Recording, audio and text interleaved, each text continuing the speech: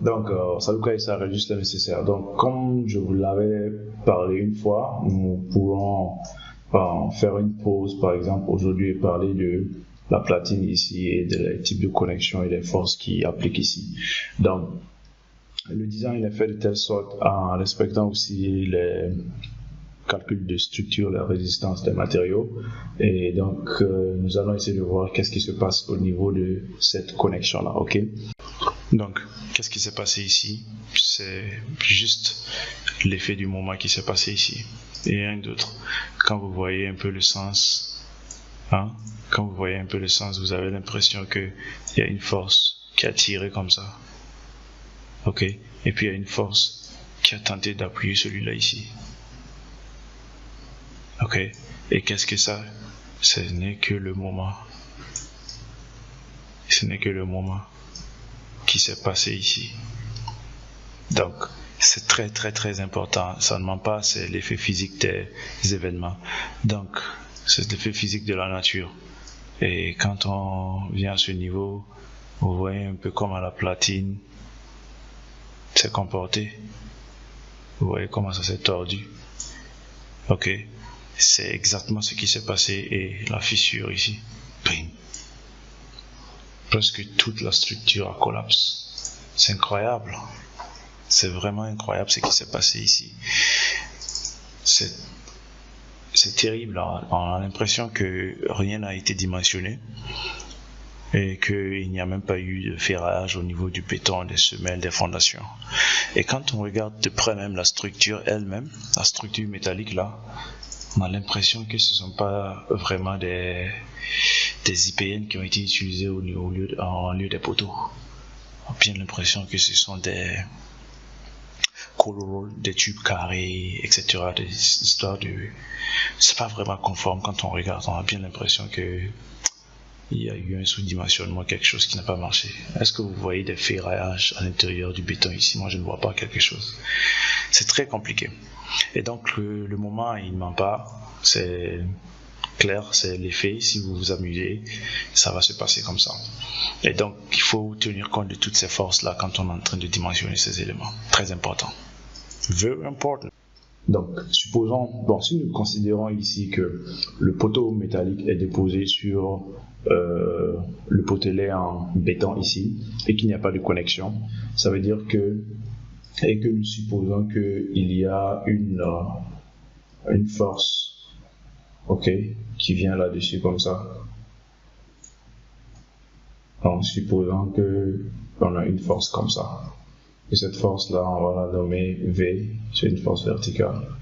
Donc, s'il y a une force qui vient directement sur ce poteau, vous êtes d'accord avec moi que cette force-là sera transmise au niveau de ces points d'appui-là. Ok. Au niveau de ces points d'appui, c'est des flèches, quoi. Donc, au niveau de ces points d'appui, cette force-là sera transmise à partir du poteau sur le point d'appui à travers, avec le béton là. Et donc, cette même force V aura une résultante comme ça. Aura une résultante qui vient comme ça. Voilà, c'est la résultante de toutes ces forces-là qui influent à partir d'ici. On est d'accord. Donc, et si nous avions notre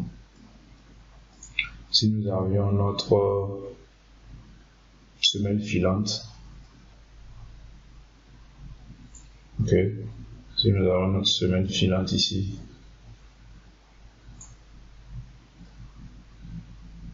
voici notre semelle filante, elle aussi elle va prendre la force là et essayer de la distribuer au sol comme ça. Voilà, donc c'est une force c'est comme ça que la force va se transmettre.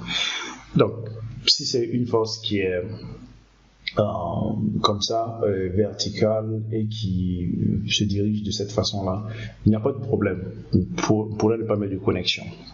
Cependant, si la force est de l'autre sens, si la force est comme ça,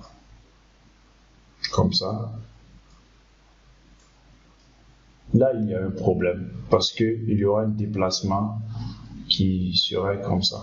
On aura notre poutre.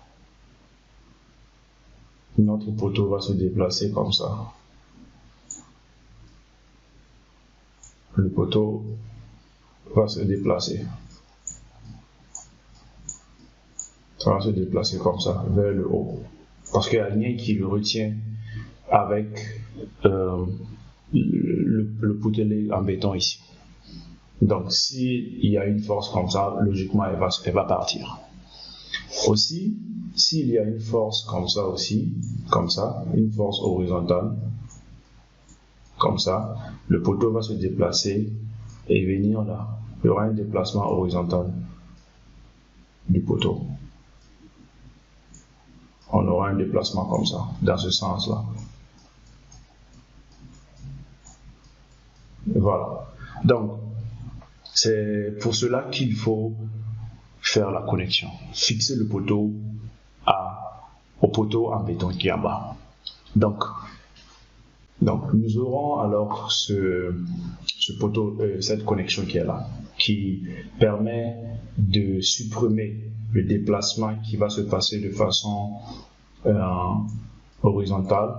De ce déplacement, il est supprimé, ainsi que le déplacement vertical comme ça vers le haut est supprimé. Donc on aura ces déplacements-là qui seront supprimés. Cependant, qu'est-ce qu'il faut pour que ces déplacements soient effectivement supprimés? Parce que il faut qu'il y ait un dimensionnement au niveau de le boulon et un dimensionnement au niveau du poteau en béton. Donc, examinons de plus près ce qui se passe ici. Quand nous avons une force qui est horizontale comme ça, cette même force-là va influencer à ce niveau. Elle va influencer, je vais zoomer légèrement pour que vous puissiez voir. La force qui est appliquée sur le poteau, vu que la platine est collée au poteau avec pas de soudure, et que le seul point de contact avec la platine, c'est les boulons. Donc, la force là va venir avoir une application ici, et puis une autre application ici. Donc, si on va transmettre ça ici, on aura comme ça. Voilà, on aura cette force là comme ça. H. Ok, horizontal. Donc, qu'est-ce qui se passe? Ça veut dire que quelque chose va se passer sur le boulon. Le boulon, soit le boulon va devenir, soit le boulon il va se tordre et se casser comme ça.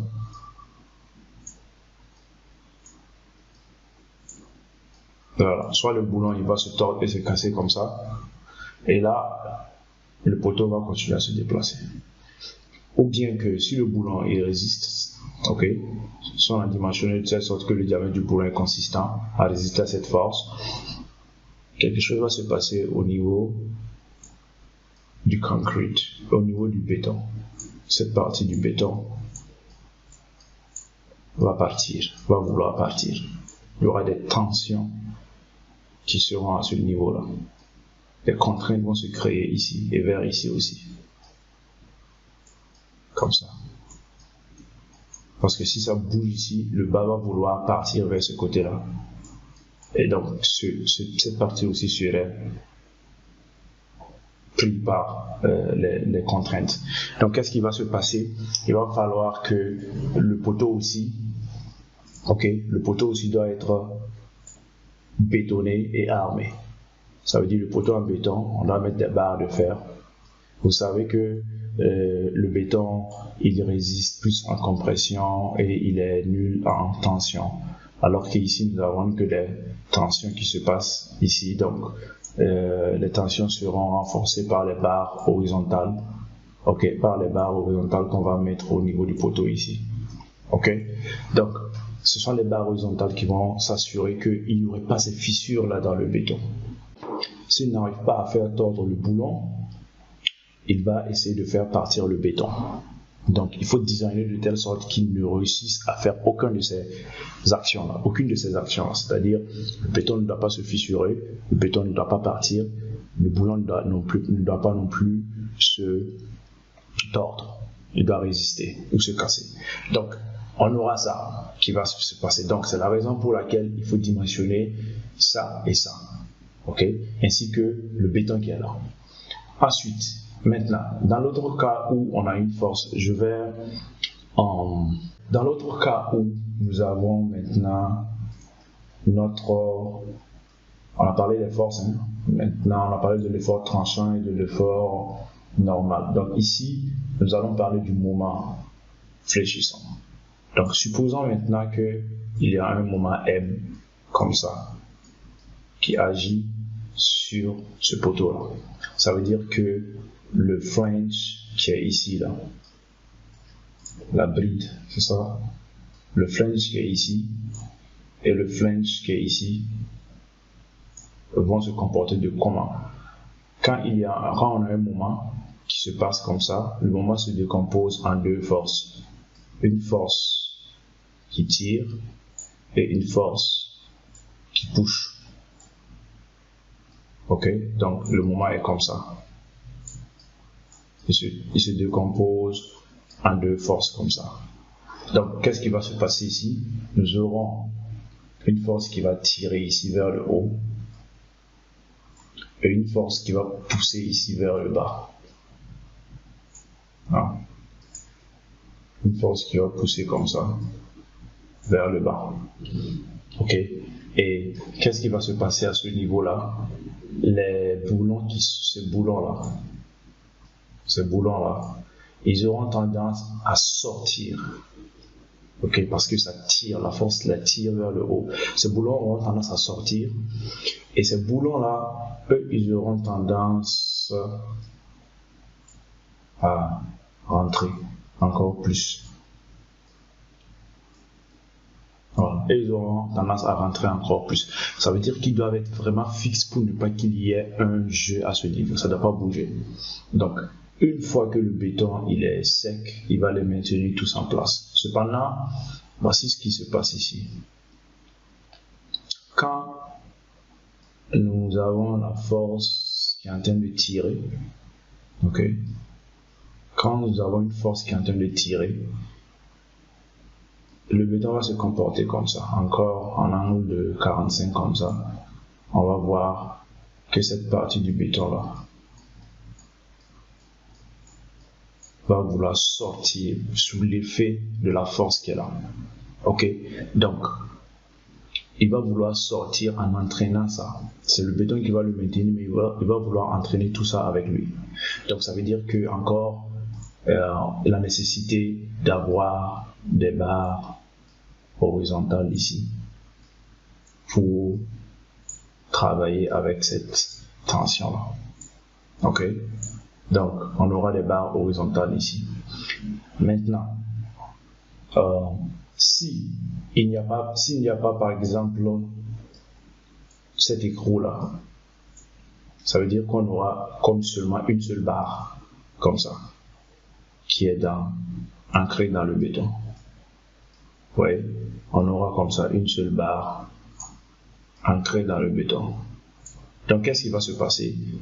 Les frottements vont se créer ici et ils auront tendance à vouloir maintenir ça comme ça, à vouloir le maintenir en place, et lui il aura tendance à vouloir les faire sortir. Ok, donc il y aura des frottements ici. Si le truc n'est pas bien, il est assez lisse, il n'y a pas de truc, ça va sortir. Bon, ça va sortir. Ok, donc ce qui se passe ici, c'est que on va mettre quelque chose à ce niveau là pour rendre ça encore plus compliqué à sortir. Donc vous allez voir que ce type de boulon il y a différentes sortes. On a mis des boulons et puis on a mis des écrous ici qu'on a ancrés. Vous allez voir des modèles comme ça en L, ok. Et il y aura des modèles aussi que vous allez voir en J, comme ça. J renversé, quoi. Comme ça. Donc tout ça, c'est pour éviter que ça ne sorte facilement. Donc c'est un peu le dynamisme qui est là et ce qui se passe. Et avec un peu plus d'analyse, avec comment on appelle, avec ça, vous allez voir les FME, Finite Element Analysis, le FEA ou bien le FEM, on va le dire ça comme ça, Finite Element Methodology. Donc, si on va analyser un peu le truc, c'est un peu ce qui se passe, c'est-à-dire à ce niveau-là, nous avons une compression forte sur la platine parce que le moment joue de ce côté comme ça. Et je vous ai dit que quand le moment joue comme ça, il se décompose en deux forces. Il y a une force qui push, qui pull, qui est en train de tirer vers le haut, et une force qui pousse vers le bas. Et c'est comme ça que ça va se comporter. Ainsi, vous verrez que la platine va se comporter comme ça. Je vous montre. La platine là, si on a notre force qui tire et notre force qui tire, la platine serait comme ça. La platine elle va faire comme ça. Elle va se déformer. La platine là aura tendance à se déformer. Ça veut dire que l'épaisseur de la platine est très importante aussi. L'épaisseur de la platine est très importante. Ça veut dire que tout est important ici au fait. Voilà. Donc c'est la raison pour laquelle cette connexion est là. Vous comprenez encore mieux maintenant que il faut les maintenir en place. Par exemple, je n'ai pas un autre dessin, sinon j'allais vous expliquer pourquoi, par exemple, bon, je vais essayer de dessiner ça ici. Pourquoi, par exemple, on va pas avoir les écrous là, les boulons. Pourquoi les boulons, on va pas les mettre ici, à l'intérieur ici. Ok. Pourquoi on n'a pas les boulons ici au lieu et on a plutôt les boulons de ce côté. Par exemple, on a les boulons qui sont mis ici, or à l'extérieur en fait. Vous voyez. Pourquoi les boulons sont ici? C'est la raison pour laquelle, parce que à cause de ces forces-là, je vais vous expliquer. Vous voyez que la forme de la poutre est un I, n'est-ce pas? Les flanges qui sont là, ok, les flanges là, les briques qui sont là, c'est eux qui transportent le plus les efforts tranchants et les tensions, les efforts normaux. C'est eux qui transportent plus les efforts normaux et puis plus. Donc les efforts normaux vont passer par les flanges pour se transmettre à la platine. Et donc, si elles se transmettent aux flanges, ça veut dire que si ici, il y a une compression, quelle est la partie qui sera appliquée? Quelle est la partie qui sera concernée? Ça ne peut pas être cette partie qui est à l'intérieur ici. La partie qui est à l'intérieur ne va pas être concernée ici. Cette partie-là, elle ne sera pas concernée. Mais plutôt, cette partie qui serait concernée. S'il y a une compression. Donc c'est pour cela, les écrous et puis les boulons sont placés à ce niveau-là. De la même façon aussi, s'il y a une tension, c'est-à-dire si ça tire, ok, si ça tire de ce côté-là, ok, ce n'est pas cette partie-là qui serait la partie intérieure ici. Après le truc là, cette partie-là ne serait pas concernée, ok, et plutôt c'est cette partie qui serait concernée. Parce qu'elle va vouloir elle va tirer. Vous voyez que quand ça tire, quand ça veut sortir, c'est cette partie-là, qui est concernée. Ok. Et ici aussi, quand il y a une compression, c'est cette partie-là qui est concernée. Donc, c'est cette partie-là aussi qui sera concernée à ce niveau. Donc, la position des boulons est aussi cruciale. Ok, la position des boulons est très cruciale. Vous voyez effectivement ici à quel niveau ça impacte. Or, c'est pas à l'intérieur ici, ni de l'autre côté, c'est extérieur. Voilà, donc c'est un peu l'explication de ce qui s'est passé. J'espère que vous avez compris. Et bon, si vous trouvez que c'est quelque chose qui est important, on va continuer à le faire. Certainement, on va s'arrêter, on va essayer de parler aussi des connexions entre les poutres entre elles-mêmes et entre poteau et poutre. Voilà. Donc, Saluka et Sarel, c'est juste le nécessaire.